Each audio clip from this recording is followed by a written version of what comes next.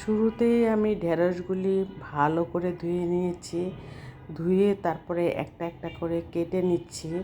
আজকে আমি চিকেন দিয়ে ঢেঁড়স রান্না করব। নাস্তার পরই আমি ঢেঁড়স রান্না শুরু করে দিলাম, কারণ দুপুরবেলার রান্নার জন্য খুব একটা তাড়াহুড়া করতে হয় নাস্তার পরে। আর সেজন্যই আমি খুব তাড়াহুড়া করে রান্নাটা বসিয়ে দেওয়ার চেষ্টা করছি। আসসালামু আলাইকুম, আপনারা কেমন আছেন? আমার ভিডিওটা যদি আপনাদের কাছে ভালো লেগে থাকে তাহলে তো কোনো কথাই নেই, একটি লাইক তো দেওয়া যেতেই পারে। আর সেই চিন্তা করে আপনাদের কাছে আমার একটাই অনুরোধ থাকবে, স্কিপ না করে ভিডিওটা সম্পূর্ণটা দেখার চেষ্টা করবেন। স্কিপ করলে আমারও ক্ষতি, আপনারও ক্ষতি।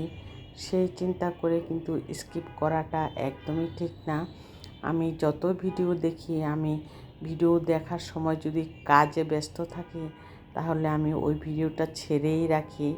ডাইনিংয়ে অথবা ড্রয়িং রুমের টেবিলে, না হয় ওয়ার্ডরোবের উপরে, এইভাবে আমি ছেড়ে রাখি, যাতে আমার যে আপুদের ভিডিও দেখা শুরু করলাম সম্পূর্ণ ভিডিওটা যাতে আমি ফুল ওয়াচ করে দিতে পারি, সেটাই আমার লক্ষ্য থাকে। আর আপনাদের কাছেও আমার রিকোয়েস্ট থাকবে, স্কিপ করবেন না। ছোট্ট একটা ভিডিও দেখার আমন্ত্রণ রইল।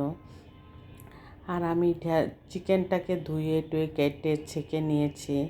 তারপর আমি এখানে মশলা দিয়ে দিয়েছি, যা মশলা সবাই ব্যবহার করে আমিও তাই ব্যবহার করেছি।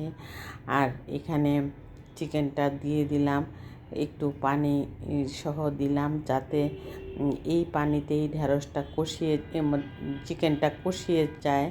কষিয়ে যাওয়ার পর আমি ঢেঁড়স দিয়ে দিব। আর এখানে হলুদের গুঁড়া, মরিচের গুঁড়া, ধনিয়ার গুঁড়া, ভাজা জিরের গুঁড়া, একটু গরম মশলার ফাঁকি, লবণ, এই মশলাগুলি দিয়ে আমি রান্নাটা করে নিব। এখন আমি ঢেঁড়সটা দিয়ে দিচ্ছি। কিছুক্ষণ রান্না করার পর ঢেঁড়সটা দিয়ে কিন্তু বেশি নাড়াচাড়া করা যাবে না। প্রথমে একটু নাড়াচাড়া করে দিলাম, তারপরে কিন্তু আর বেশি নাড়াচাড়া করা যায় না, কারণ ঢেঁড়স এমন একটা নরম জাতীয় জিনিস। সেই ঢেঁড়সটা যদি বেশি নাড়াচাড়া করা হয় তাহলে একদম সম্পূর্ণ একাকার হয়ে যাবে। সেই চিন্তা করে কিন্তু আমি ঢেঁড়সটা এখন অল্প একটু পানি দিয়ে বসিয়ে দিব। আর এই পানিটুকুতেই ঢেঁড়স রান্না করলে ঢেঁড়সের মজার স্বাদ, গন্ধ সবই পাওয়া যাবে। আর সেই চিন্তা করে আমি ঢেঁড়সটা ঢেকে দেওয়ার চিন্তা করেছি। আর হঠাৎ হঠাৎ মাঝে মাঝে একটু খুলে একটা নাড়া দিয়ে দিয়েছি, যাতে ঢেঁড়সটা ভালোভাবে উপর নিচ একরকম সিদ্ধ হয়। আর সেই চিন্তা করে আমি ঢেঁড়সটা দেখুন একদম আলাদা আলাদা আছে, এখনও ভেঙে যায়নি। নামানোর সময়ও হয়ে গেছে এবং নামিয়ে আমি যখন সার্ভিং ডিশে নেওয়ার জন্য, টেবিলে নেওয়ার জন্য রেডি করলাম, তখন দেখলাম চামচ দিয়ে উঠানোর সময় ভেঙে যাচ্ছে। এতই নরম হয়ে গেছে যে ঢেঁড়সটা একদম গলে গেছে, কিন্তু ডেকচিতে কিন্তু একটাও ভাঙেনি। আর সার্ভিং ডিশে নেওয়ার সময় একটু ভেঙে গেছে। আর সেইভাবেই আমি টেবিলে দিয়ে দিয়েছি। আর যখন সন্ধ্যার পরে আমি ভাবলাম যে আরেকটা ভিডিও অন্তত করে নেই। আমের আচার ফেসবুক, ইউটিউবে কিন্তু অহরহ সবাই দিচ্ছে। আমার হাজব্যান্ডও বলছে যে আমের আচার এবার দিব না নাকি। তখন আমি বললাম যে আম নিয়ে এসো, তাহলে যদি আমের আচার খাওয়ার ইচ্ছা হয়। আর সেই চিন্তা করে আমার হাজব্যান্ড আম এনেছে ঠিকই, কিন্তু আমগুলি যেই লোকটার থেকে কিনেছে সে একদম কাঁচা একটা আম দেখিয়ে দিয়েছে, কিন্তু ভিতরে একটু লাল হয়ে গিয়েছে। এই জন্য আচার কিন্তু অনেক সময় লাল আম দিয়ে আচার করলে আচারটা একদম বেশি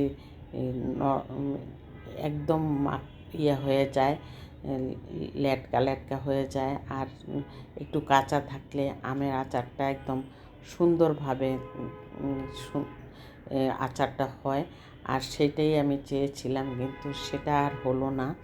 একটু লাল লাল বের হয়ে গেছে প্রত্যেকটা আমেরই। আর সেই আমগুলি তবুও কী করব, ফেলে দেওয়া তো আর যাবে না, সেজন্য কেটে নিচ্ছি।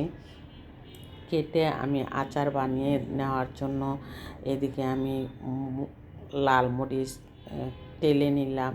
অনেকগুলি লাল মরিচ টেলে নেওয়ার পর এই আচারটা যখন নামিয়ে নিব, তার কিছুক্ষণ আগে আমি ডালা মরিচগুলি দিয়ে একটা নাড়াচাড়া দিব, কারণ ডালা মরিচ দিলে আচারের ঘ্রাণ সুন্দর হয়।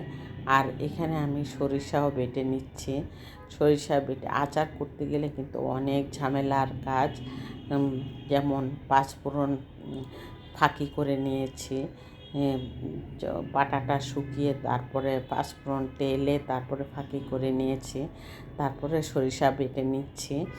বেটে নেওয়ার পর আমি এখানে একটি কড়াইয়ের মধ্যে পর্যাপ্ত পরিমাণের তেল দিয়ে দিয়েছি, আর রসুনের কোয়া দিয়ে দিয়েছি।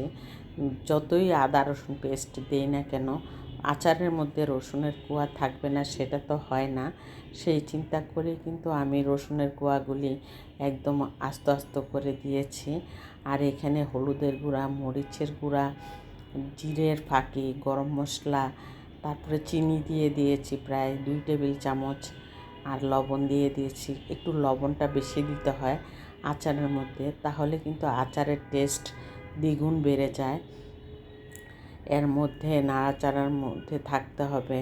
আর এই নাড়াচাড়া তেল অবশ্য বেশি দেওয়া আছে, তলাতে লাগবে না, সেই চিন্তা করে আমি আস্তে আস্তে এই নাড়াচাড়া দিচ্ছি, যাতে আম তো লাল ছিল সেই জন্য যাতে ভেঙে না যায়। আর সেই আচারটা হয়ে দেখুন আমার লাল মরিচটা দিয়ে দিয়েছি, দেওয়ার পর কত সুন্দর কালার এসেছে। এই আচারটা এখন আমি বয়মে ঢেলে রাখবো ঠান্ডা হওয়ার পর।